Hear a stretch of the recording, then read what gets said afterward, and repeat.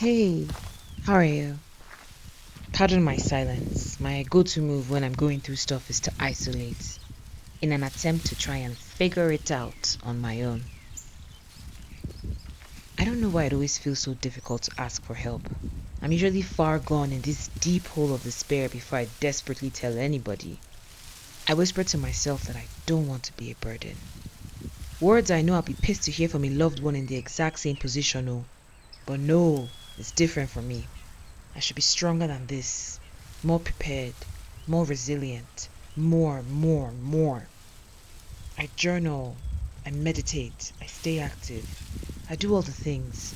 Trivial things like changing moving between control aging hormone disrupting medication, work, divorce, figuring out finding love again, literacy. Stuff like that shouldn't be compounding and getting to me this way, right? Especially when most of them were my choices. I made my bed. I now have to lie in it. Right? It's the same old cycle every single time.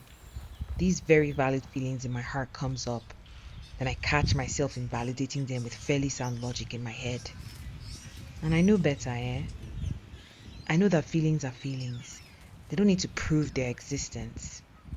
I know I'm supposed to take as many breaks as I need for my body to recover and recharge. I know it's important for my growth to recalibrate, to reevaluate what I want, who I'm becoming, and what truly makes me happy. And above all else, I know it's okay to make mistakes or change my mind.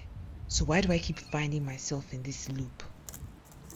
When I finally allow myself to ask for help from the usual suspects, defensive armors all falling away, bleeding out from vulnerability, stumbling over my words with my face round and shiny from crying like freshly fried puff puff, they all respond to me with the same thing in different ways. You're too hard on yourself. You need to give yourself grace. You've got to be a little more patient, darling.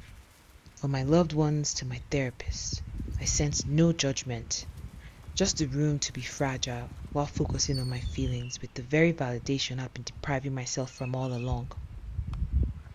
Where am I going with all of this? I know I can come across as outgoing and cheerful, the all-round happy bunny, but the truth is, I have really bad days too.